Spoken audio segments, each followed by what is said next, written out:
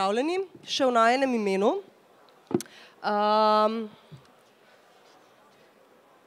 Midva sva se odločila, da bova imela en tak raziskovalni pogovor, za katerega si želiva nekako vključiti tudi vas, tako da vas vabim, da kadarkoli imate kakšen preblisk, ne ga šparati, ne ga pisati na aplikacijo, lahko kar ustrelite. Jaz mislim, da dovoliva tudi, da naju prekinejo, če je kaj takega, ker ko misli letijo, potem naj letijo in jih ne zaustavljamo. Tone, midva sva se pogovarjala, da bova nekaj igračke s sabo prinesla. A ti jih imaš s sabo? Jaz imam, samo nimam toliko velike torbe, kot ti, tako da...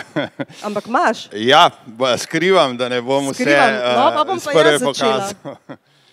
Jaz sem kot en simbol te teme, o kateri se vam midva pogovarjala, kaleidoskop, ker se mi zdi fajn, da včasih v življenju pogledamo stvari skozi drugo perspektivo. Pa še tebe povabim, da najino publiko pogledaš skozi drugo perspektivo. Super, zgleda, kakor v igralnici hit, ne. Sami evri pa dolari, v velikih kupih jih vidim. Sicer imajo obliko še idej, ampak pot je prava. Toliko imam veliko torbo, ženske torbe, ampak... Evo, sabo imam tudi žogico za treniranje tudi kakšnih drugih mišic, ker je pomembno tudi, da imamo telo v kondiciji.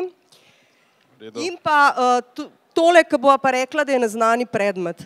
Pa predlagam, da za ogrevanje narediva eno igrico. Tone ni hotel vedeti, kakšno igrico imam za njega, ker je rekel, da ima rad izzive. Igrici se reče neznani predmet in je odlična igrica za treniranje ustvarjalnega razmišljanja.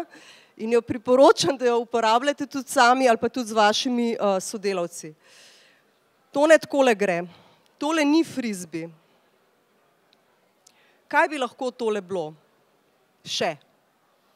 To je igrica kazanja, pa bom jaz prva pokazala. Pa mi pomagajte ugibati.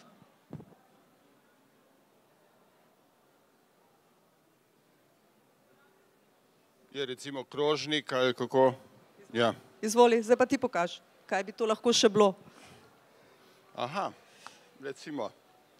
Kapa. V redu. Ok. Ampak to je škofovska kapa. Ok. Od Frančiška. Ta je bil en boljših inovatorjev, ne vem, če se tega zavedate. Včasih smo rekli, da je bolj papeški od papeža, ne. Danes je v bistvu zelo težko biti boljši inovator, kakor je papež. Jaz mislim, da je Frančišek en najboljših inovatorjev v teh časih. Ok, pa dajva še eno rundo. Mogoče ne kažem dober, ampak... Ampak kdo idejo? Kaj bi to lahko bilo? Hvala. Zdaj pa še ti eno. Ja, ne vem, jaz...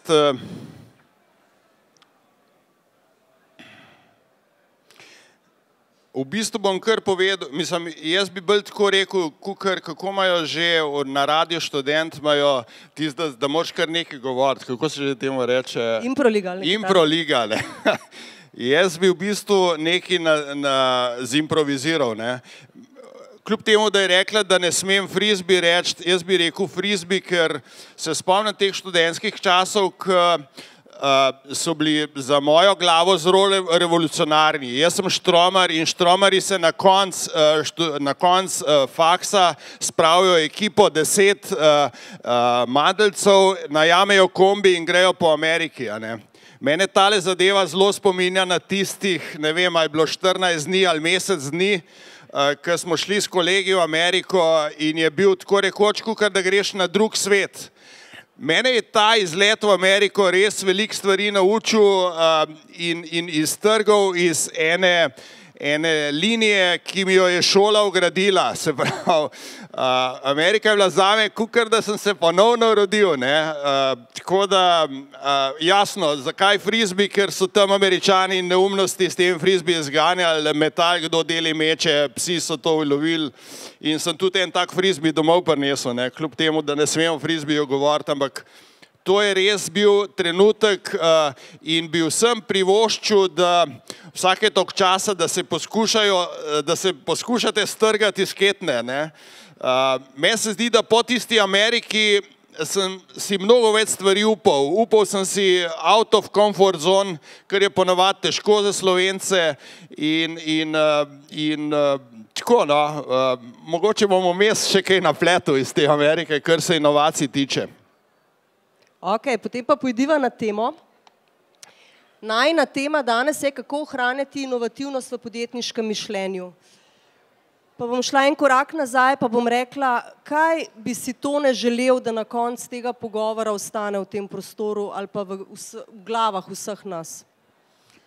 Kakšen smisel lahko najdemo s takimle kratkim pogovorom? Jaz si predstavljam, tako tudi jaz na predavanja hodim, da si 3 zadeve, 3 bulete napišem, ki jih probam pol inštalirati pri svoji firmi in vidim, ali delajo ali ne delajo. Tako da moj zvezek je več ali manj poln takih predavanj, ki bi rekel, mi pustijo ene 3 plus bulete. Ne vem, tlele na vrh imam Lovro Petelin, to je en mlajši menedžer, ki se mi zdi, da fura v Studio Moderni call center in ima res dobre jutranje, bi rekel, vaje za glavo, seveda. In sem si jih napisal. Pol imam pa od Mije Lorbek, ta se mi zdi še najbolj pomembna, to sem si pa pripravil za ta današnji nastop, ker mi je dala ene 4 bulete in če bo prilika, če me ne bo zapeljala kolegica Ksenija v druge vode, vam jih bom razložil, se mi zdi, da zelo lepo povzemajo to temo inoviranja. Zakaj je inovativnost tako pomembna za podjetništvo? Ja, ne vem, jaz sem ponavadi disruptiv, tako da se mi zdi naslov rahlo slab. Tako čuden se mi zdi, kva zdaj podjetništvo, inovativnost, itak brez inovativnosti sploh podjetništva ni. Tisti drug del se mi bolj zdi, ker to je špica, iz katere prihajam, to je zdaj 30 let. In to pač pomeni, da imam že malo sive lase in da nimam niti cajta iti k frizerju, kar bi mogel narediti za takle oder, ampak 30 let firma pomeni, da je že majčken v nevarnosti, da je že čez, bi rekel, da je že čez hrib na unstran. Zato sem si pripravil malo tlele flumastre in bom probal kaj narisati, kako si jaz predstavljam, kaj more firma, ki je 30 let stara, narediti, če ne drugega direktorja poslati na takle dogodek, da majčken se napumpa z svežimi zgodbami in malo, bi rekel, dobi občutka, kaj se sploh okoli njega dogaja, ker firme, tako kot vse druge stvari, recimo, če gledate malo diskoteke, ali pa gostilne, saj ima začeten špon, vsi gremo pogledati, se dogaja, ampak potem, če ne vzdržujete tega, bi rekel, inovativnosti, se te gostilne počasi spojejo, te diskoteke crknejo. Tako da, a smo sposobni 500 let firmo živeti, da 500 let funkcionira, to je kar težka naloga in ta pravi izziv sploh zdaj, ko firme vedno krajše živijo, to se zavedate, se pravi, če pogledate top 500 firm ameriških recimo, frekvenca, s katero grejo ven pa noter iz te lestvice, je vedno večja in hujša, tako da cilj špice konkretno, ki je voden teh 30 let, je, da vpelje po tem obdobju spet malček več te disruptive inovativnosti, da se malo proba cepati, če že hočete, z mlajšimi podjetji, tako da tudi nekaj malega investiramo, tako da sem jutri tudi tle verjeten in malo poslušam, kaj bojo mlajši povedali in kje so kakšni, ki so nam blizu. In to je pravzaprav en tak dober obdobje. Tako da ti me kar malo presekaj. Tone, kako človek ve, da je inovativen? Ja, jaz v bistvu te besede kot take niti ne bi uporabljal. To je pač neke vrste način življenja, ne vem, recimo eno takih znakov po moje, če ne morete spati zjutraj ob 4, pa ne zato, ne vem, ker strele sekajo, ampak zato, ko imate nekaj, ki morate vstati pa napisati, da ne boste pozabili. V bistvu se ponavadi stvari, ko spite, začnejo malo šajnati in če jih ne zapišete, zjutraj ste jih že mogoče ali pozabili ali pa so že druge ideje. Tako da po moje je to, da te sred noči nekaj vzdigne, greš napisati ali pa da zjutraj, bi rekel, preskočiš vse, bi rekel, recimo, da preskočiš jutranjo telovadbo, ki jo moraš itak pri teh letih delati. Rečeš, da nimam cajt jet laufat, moram jet pripraviti predavanje za uno Novo Gorico, ki me že matrajo in spet ne bom imel kaj zapovedati. Kdaj je imel Tone nazadnje eno noro idejo? Ja, nazadnje jo imam zdajle, ne. Mislim, nazadnje. Recimo, zdajle. A jo lahko zvemo? Učijo nas, da moramo ideje deliti, da nas ne sme biti strah govoriti o svojih idejah.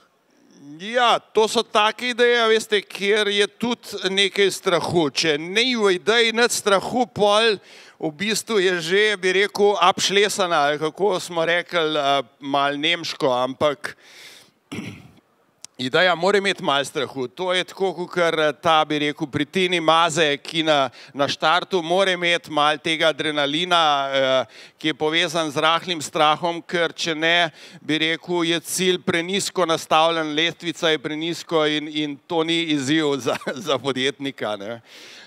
Konkretno, recimo, se spopadam s tem, ker živimo firmo imamo na severu Ljubljane v stavbi, ki ima, bi rekel, 3 nadstropja. Pod mano, čisto v prvem nadstropju, je podjetje ZZI, ki se z logistiko in z Edifakti ukvarja. Mi smo na vrhu, sredi je pa bil nek farmacevt, ki je šel ven. In to je že pol leta prazno. In jaz hecam tega, bi rekel, lastnika, ki nam to daja, da v bistvu bi tam naredil inovacijski center, ne. In resno mislim, ker se mi zdi, da se zdajle zelo veliko stvari dogaja na tem področju, kjer Špica deluje in da pridejo delegacije na gospodarsko zbornico, ki jim nimajo kaj pametnega pokazati. Tako da bi jih speljal potem, bi rekel, v naš inovacijski excellence center in jim pokazal neke inovacije. Okoli tega centra bi bilo pa nekaj teh, bi rekel, startupov, ki so nam blizu. Jaz mislim, da prihaja nek hud val. Včeraj sem bil v bistvu država bo zdajle sofinancirala, ne vem, če veste, nek tsunami denarja se bo prevalil po cesti, tako da bodite pozorni, 4. decembra bo razpis, jaz sem šel malo poslušati, kako bojo to naredili. In jaz skozi tuhtam, kako in kaj prihaja iz zahoda, kjeri tsunami prihajajo in jaz mislim, da bo en velik tsunami napadel avtomobilsko industrijo. Prvi val je že prišel in je Volkswagen preplaknil. Ta drug val bo verjeten Google, ki bo prišel not bi rekel, v te avtomobile. Ta tretji bo pa logistika. Veste, če to, da so v bistvu Evropejci rekli, da imamo fabriko na Kitajsko in da se zdaj nazaj vlečejo v Evropo, je zelo pomemben premik. Zakaj vam to zdaj govorim? Zato, ker je skozi revolucija, pod skorjo je skozi revolucija. Vi mislite, se nič ne dogaja, v bistvu je en dolg čas, v bistvu je pa v spodaj huda revolucija. In če nismo pozorni, temu Angleži, Američani rečejo awareness, če ne gledamo okoli sebe, ne razpoznamo te trenutke. Tako da, dajte opazovati, kaj se dogaja. Slovenija je bi rekel, je najbližja točka tem nemškim blagovnim znamkam Audi, Mercedes, BMW in cela Slovenija proizvaja za njih dele, ki jih pol njim dobavlja. In te Nemci to sam skrb zložijo, dajo značko gor, pa spet nazaj v luko pošljajo Mercedese, da grejo. V bistvu sem predlagal, da bi sploh ne bi mi dele gor pošiljali, da bi kar v Sloveniji avtomobile sestavili in bi Nemci samo značko poslali, ker brand je pomemben. In to že delamo, ne veste tega. V Revozu ne delajo samo Renault, ampak tudi Mercedese. Zaenkrat še ta male. Če bi bili bolj inovativni, bi v bistvu točno to naredili. V Luki z Revozom vred bi naredili proizvodno Mercedesov in jih sploh ne bilo treba delov gor pošiljati, ampak bi jih tle vse naredili, značke bi dali gor in poslali tam, kjer imajo več denarja. To je Bližnji vzhod, avtomobile za nafto in na Kitajsko. Tone, koliko tveganja si pripravljen sprejeti za uresničitev svoje ideje? Dobro vprašanje. Življenje si jaz predstavljam kot hokejsko tekmo, da ima 4 četrtine. Prva četrtina je pol, ko prideš z Amerike, ko se strgaš skitne in si rečeš, noben mi nič ne more, cel svet je moj, se pravi gas do neba, sky's the planet, sky's the limit, ne, to poznate. Tako da takrat v bistvu je, bi rekel, nič ti ne morejo, nič nimaš, ti nič ne morejo, tako tudi tele begunci, nič nimajo, nič jim ne more, nobeden, ne. Pol je obdobje 2 četrtine, a veste, firma je začela funkcionirati, doma je familija, otroci rastejo, treba je za kaj poskrbeti, tako da 2 tretjine, malček več konzervativnega pristopa. Pol je pa zadnja četrtina, ne, in jaz imam tak občutek, lahko da se motim, ampak da vstopam v zadnjo četrtino in če šport poznate, veste, da je pol treba pressing, ne. Se pravi, vso energijo, ki ste jo uspeli našparati, jo je treba takrat spustiti in še več. Tako da, kaj si me že vprašala? Koliko tveganja si pripravljen sprejeti za uresničitev? Se pravi, spet sem v fazi, kjer je v bistvu tveganje, tako rekoč, bi rekel, daleč, bi rekel, čez mejo razuma, ne. In je intuicija, se pravi, treba je poslušati možgane, ki jih nimate tle, ampak tle nižje, ne. In to je, bi rekel, za tiste, ki v 2 četrtinah srednjih uspejo, tako da imajo nekaj le rezerviranega za, če se vse zalom, da na vse zadnje imajo še za jest, ne, je to zelo dober občutek, vam povem. Tako da se počutim nazaj, tako kot v študentskih časih.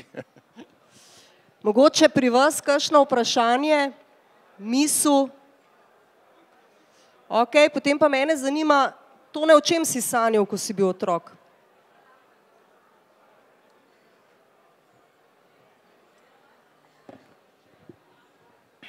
Ja,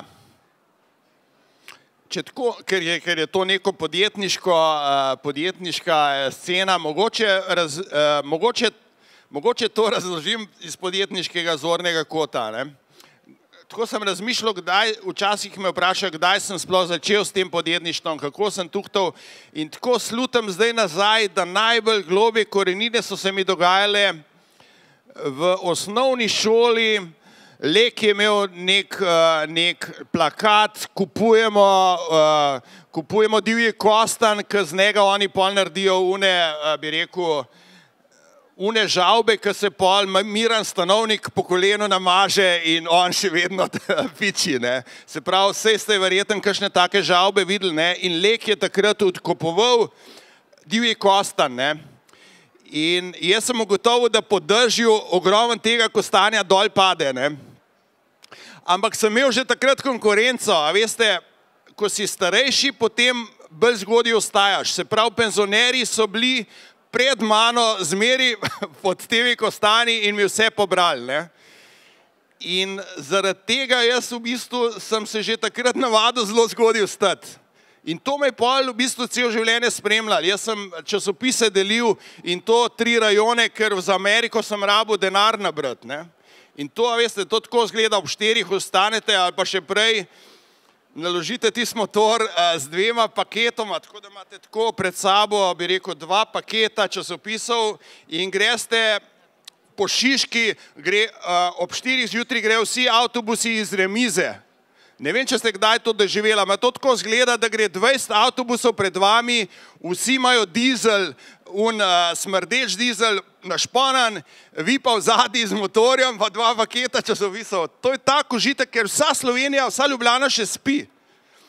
To je v bistvu tak, bi rekel, res dober občutek. V bistvu je bilo vprašanje, kaj sanjam, take stvari sanjam. Se mi zdi, da živim sanje, ne. Ok, za intermezzo imamo vprašanje od Valentina. Kaj lahko poveste na temo zatiranja inovacij iz strani korporacij vsled ohranjanja monopola, dobička in potrošništva? Ja, zanimiva tema. Jaz sem malo s Sandi Zalaznik je moj dober prijatelj, v bistvu iz moje generacije. On je direktor Danfostrata, zelo uspešna firma. S Sandijem se mal, bi rekel, spopadeva, sem pa ker prav zdaj dobiček je zelo pomemben. Ne? Je pomemben in jaz tudi mislim, da smer, v katero jo zdaj država maha, ta, da bo v bistvu spet pritegnila, bi rekel, neke davke na dobiček, je napačna. Jaz mislim, da je minister to napako že naredil nekaj let nazaj. A veste, kaj se dogaja? Podjetniki nimamo časa misliti na denar. Imamo ga toliko, da familija živi, da imamo za jesti, ampak na denar res nimamo časa misliti. Ampak, ko pa nekdo pride, pa brat tisti denar pobral, se pa vsi spomnimo, da so našim dedkom denacionalizirali njihove fabrike, ki so jih s težavo zgradili in takrat se pa ne damo. Tako da, jaz vam povem, zelo z nevarnim področjem se zdaj država igra, ker bo ne delavce imela na cesti, ona imela menedžerje na cesti in to bo najhujš. Ker če to naredijo, bojo res zbudili te bojo. V bistvu ti greš kar naenkrat pogledati Madonna, se res v 30 letih sem pa že toliko denarja nabral, če bojo zdaj to vzeli, je pa res škoda, ne? Mar bi dal tako, ker, ne vem, tele na Cipr pa na Nizozemsk, ne? Veliko je takih, ki ga ne damo na Cipr pa na Nizozemsk. Pa tle davke redno plačujemo, ne? In če pride davk na tretji davk, potem se pa res zamislimo. Tako da zdaj jaz, bi rekel, apeliram iz tele točke, zato sem tudi vstal, da dobro premislijo to potezo, ker mislim, da bojo zbudili spečega leva in je škoda, da ga zbudijo, ker zdaj on pridno dela in to se pozna Sloveniji. A sem ti odgovoril? Valentinu, upam, da sem ti odgovoril. Ok, kaj pa bi se zgodilo, če bi politiki, namesto politikov podjetniki vodili državo? Ali bi bila to dobra rešitev? Ja, jaz mislim, da bi to... Tako, no, podjetniki smo verjetno nagnjeni samo na eno stran, tako da vprašanje, če bi bilo to dobro. Jaz mislim, da tako menedžment slovenski bi mogel več knjig prečitati, pa politiki tudi. Zakaj govorim prečitati? Zato, ker se mi zdi, da res v zgodovini so ljudje veliko stvari pogruntali in da teh stvari mi ne preberemo. To se je tudi meni dogajalo. Jaz sem imel probleme s čitanjem v osnovni šoli, ker sem levičar. Sem začel v bistvu že takoj z levo pisati, jaz sem skrajni levičar. In ko me je oče želel spraviti na desno, to ni šlo in so se mi v glavi spremenile leva pa desna stran, pomeni, da sem nehal brati, tako da sem bil v drugem razredu, skoraj sem zaostal, ne? Ker sem bral čisto drugače, kar je pisal. Ne? In kar sem hotel povedati je to, da pol sem tudi nehal knjige brati. In to je bilo eno obdobje, ki ima malo črne, sive luknje, ne? Ampak sem pa ugotovil v podjetniškem času, da pa knjige lahko poslušate. Ne? In da če si naštimate, ne vem, kje že na Amazonu, v Muni vsak mesec eno butnejo. Ne? In pol je to kar en drill, tako da sem si naštimil tist in dobim vsak mesec frišno knjigo, jo nataknem na ušesa, ko grem na kolo, ko grem, ne vem, v hribe, z enim ušesom poslušam knjigo, z drugim ženo in sem že vso tole transverzalo naredil, verjemite mi, če ne verjamete, bom knjižico pokazal.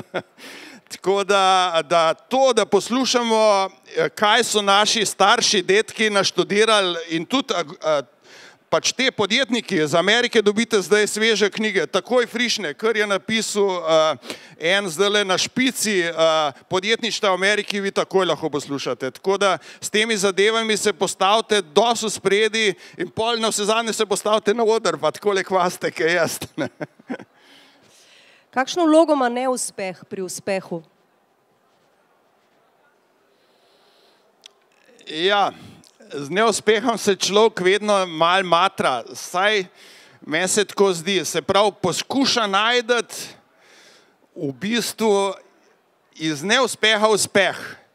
Tako, saj je veliko takih primerov, recimo tak najbolj grob, zlorabljen že je kriza, to je, bi rekel, priložnost, da ojačaš. Kriza ta šibke pobere, ta močni pa zaradi tega, ker šibkih več ni, so še močnejši. In tako bi rekel, za posameznika je pa ta pogled na kozarc, a je kozarc pol poln ali pol prazen. Jaz, če imam kakšen tak, bi rekel, kako si rekla, neuspeha, probam iz njega potegniti uspeh, če se le da. Recimo, en kolega pomemben reče, veš kaj, jaz imam te špice dosti, 10 let sem že s tabo, s faksa sem direkt čez prišel k tebi. Če že žene ne morem zamenjati, bom vsaj firmo po 10 letih in si rečem, ok, pejt. Ampak potem pa, kot direktora, veste, tudi če imate zelo dobre podrejene, ene stvari drugače delajo, kot vi hočete. In pa si rečem, fajn, zdaj je šel, zdaj pa jaz vse tisto naredil, ker prej nisem mogel kaj ta drugače pelil. Tako da vedno probajte iz te krize potegniti, bi rekel, pluse in ne bi rekel depresije. To je najmanj, kar bi si človek želel. S čim pa lahko neposredno vplivate na inovativnost svojih zaposlenih, svojih sodelavcev?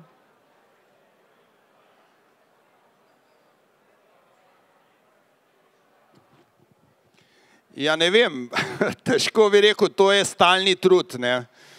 Stalno postavljate neke kaselce, kamor se inovacije not meče in skozi so prazni. Ali pa tako hiter nekaj jih not zmečejo, pa to, bi rekel, zarjavi tisti kaselc in živ Boga več ne pogleda. Pa naredite to na internetu, nek nov SharePoint in bo to zdaj vse rešil. Spet to stoji tam, živ Boga ne povoha. Tako da je to tako, bi rekel, kauna gostilna. Skozi je treba ene dogodke imeti, ki v bistvu vlečejo. Tako kot diskoteka, če se nekaj not ne dogaja, je, bi rekel, je dolgčas in ljudje se tega ne bojo poprijeli. Tako da recimo na Špici imamo zdaj eno zadevo, ki smo jo štartali in vam jo priporočam. Mi da sva rekla top 3 take away morate vzeti. Ta recimo ena taka zanimivih, reče se ji OKR. Objective Key Results. Špica zdaj 20 let fura nekaj, kar bi včasih modern, so rekli MBO, Management by Objectives. Se pravi, nastaviš neke cilje in potem pičiš, za njimi vsi to naredijo. Ampak to so bili neki letni pogovori, saj tisti, ki ste malo HRM, to veste, so bili neki letni pogovori, kako bi mi dva kaj doprinesla in je bil bolj klepet. Ta OKR, ki ga boste pogooglali, boste najdeli v zadnji, da to fura tudi Google, pa Intel, pa take firme, dosti velike, je dosti zanimiva tehnologija, ki jo lahko z Excelom začnete. In nekako zdajšnjemu podjetništvu nudi en nov framework. Problem je, veste, kaj včasih biznis pa fabrike so bile tako, imel si tok in tok zadev za narediti, štancev si, se pravi, bolj je bila proizvodna.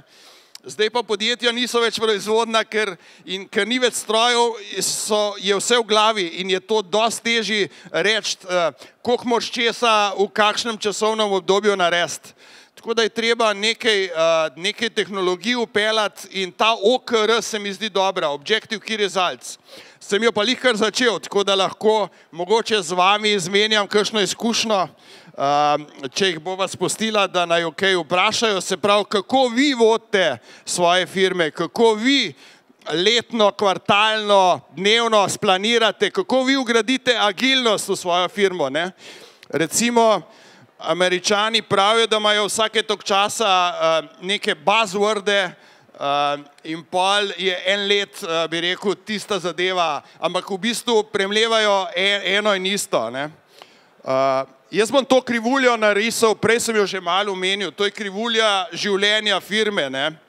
To je en zelo zanimiv predavatelj balkanskega rodu, Adizes v Makedoniji je bil rojen, zelo dober, se mu vidi, da ima samopravljanje v krvi. 5 minut, če gospod Stanovnik se Samopravljanje lahko si vzamete kot naslednji bullet. Jaz mislim, da bi lahko res s temi zadevami Evropo naučili. Slovenija je eksperimentalna država, ki je to že skozi dala. A veste, vsi te kapitalisti bojo nazaj prišli v to cerkev samoupravljanja. Res vam povem. Pa bojo tudi nazaj prišli v nesvrstanost, ker brez tega nesvrstanosti sploh ne bo fural svet. Se vidite, kva se dogaja. Tako da, kaj sem sploh hotel reči? To, da je to podjetniška zgodba, kakor jo jaz vidim.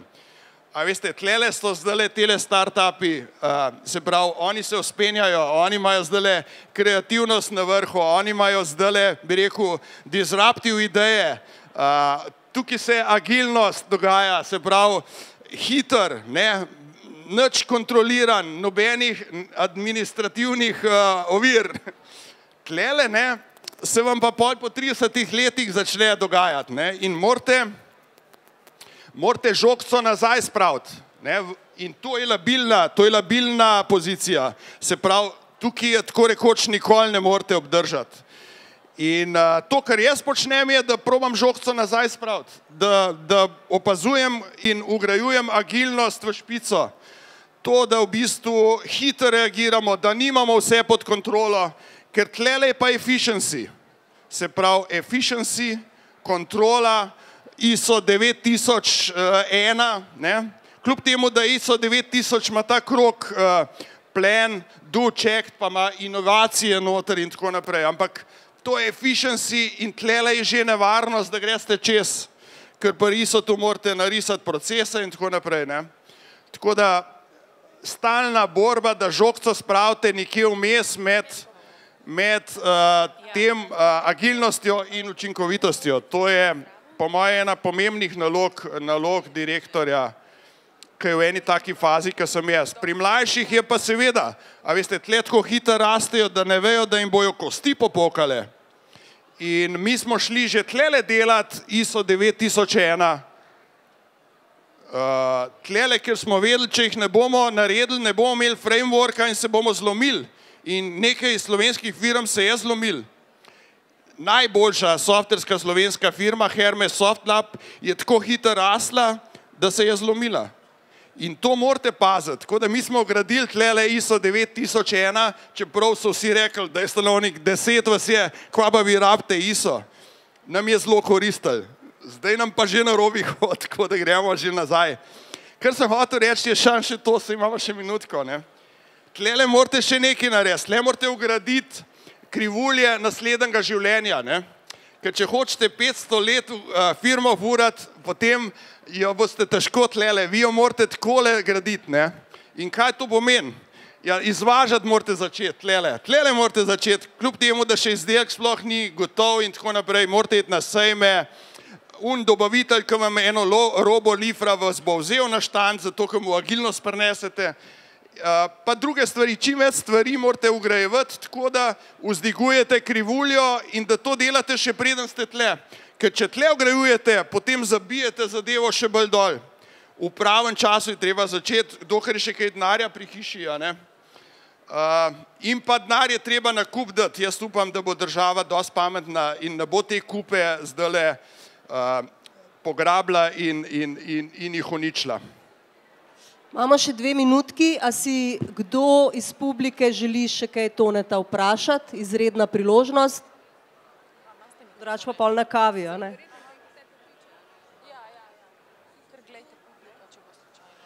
Tone, a se ti zdi, da si vse povedal, a bi še kaj? Jaz bi res rada videla tvojo igračko, ker si obljubil, da mi boš pokazal svoje igračke. Ja, to sem hotel reči, ja, da nisem, povedal sem vse, nisem pa igračke ven potegnil, ne. Tako da te 2 igračke odražate dve ključni smernici, ki smo jih imeli vsako eno leto. Samo sekundo, da najdem še lokomotivco. Lokomotivca se mi je pa skrila. Aha, jo je. Eno leto, 2 smo imeli nazaj smo imeli efficiency, se pravi učinkovitost. Verjetno si predstavljate, kako učinkovito izgleda. Se pravi, imate vlakec, vodjo liderja, pa pol vagončke. in morajo vsi jeti, kot šef reče. Se pravi, imate neke procese, en za drugim in gre vse kontrolirano, ne moreš iztiriti zadeve. Ne? In s tem lahko pripeljaš do neke mere firmo, ne? Ampak potem ugotoviš, da se v bistvu začne, da naprej ne moreš. Ne? In mi smo lansko leto, se pravi leto 2015, upeljali nekaj elementov, ki nas vlečejo iz tega efficiencyja nazaj. Ne? In en od pomembnih elementov je sodelovanje. In potem smo imeli za nov let tale darilo, ki lepo prikazuje, to je dvokomponentno lepilo. Ker če vi te dva lepila date skupaj, pa če to še z roko zmešate, ne boste več prstov narazen dobili. Ne? Tako da sodelovanje je recimo ena od takih pomembnih stvari, ki je pravzaprav pri efficiency in skolc trudu, kako bi bil bolj učinkovit, kako bi nagrajeval z denarjem in neki točno zmeril, koliko je priden, pa koliko ni priden. Ne, ljudje na to stran pozabimo. Ta stran je zelo pomembna in ko se boste z efficiencyjem zabili v strop, dajte začeti vgrajevati spet to agilnost, inovativnost, ki jo imate tamle za hrbtom. Meni se zdi, da je to super korak naprej od efficiencyja. Evo moje igračke. Hvala Tone, hvala vam, imejte se fajn.